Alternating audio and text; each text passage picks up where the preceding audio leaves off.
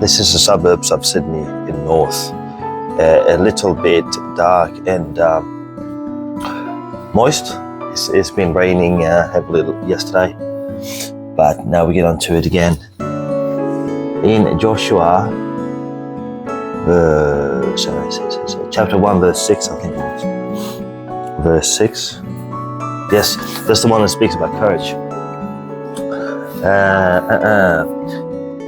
Be strong and of good courage, for unto this people shalt thou divide an inheritance, the land which I swear unto their fathers to give them. I remember this one, I think. Be strong and of good courage. Yes, I remember reading that before sometime. It is the verse is a part of God's commissioning of Joshua after the death of Moses. Right. In this verse, God commands Joshua to be strong and courageous as he leads the Israelites into the promised land, emphasizing that the task of dividing the land among the tribes is a divine mandate, fulfilling the promise made to their ancestors. Moses had died, and Joshua is now the leader of Israel. Oh wow. Okay, I'm starting to get it now. God reassures him that he will be with Joshua just as he was with Moses, providing divine support and guidance. And there's courage and strength.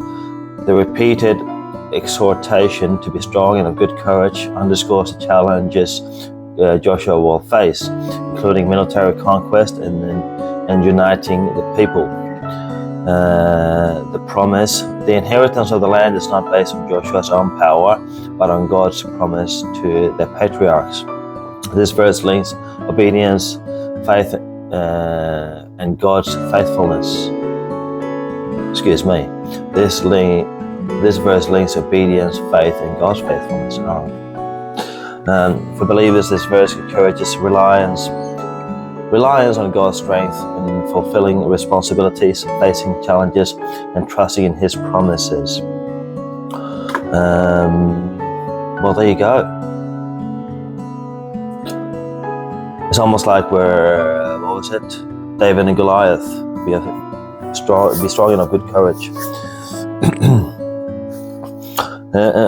Can do a couple of more verses here, still have a little bit of time. Only be thou strong and very courageous, that thou mayest observe to do according to all the law which Moses my servant commanded thee. Turn not from it to the right hand or to the left, that thou mayest prosper whithersoever thou goest. This book of the law shall not depart out of thy mouth, but thou shalt meditate therein day and night, and thou mayest observe to do according to all that is written therein. For then thou shalt make thy way prosperous, and then thou shalt have good success. Dear, and that's a good couple of verses there too, isn't it? Prosperous and good success. I was listening today to a podcast, if you will. It's not available to everyone, but I signed up for it. And he speaks about how if we trust in God and the universe, if you will, if you really ask for it and trust in Him, then it's like it says in the Bible, you shall have it. If you do your own part too, of course. But this believing thing, and the way he explains it all, it makes so much sense, which that's in the past I sort of missed. I missed that kind of explanation before. So now it's getting onto, okay, the Bible makes sense.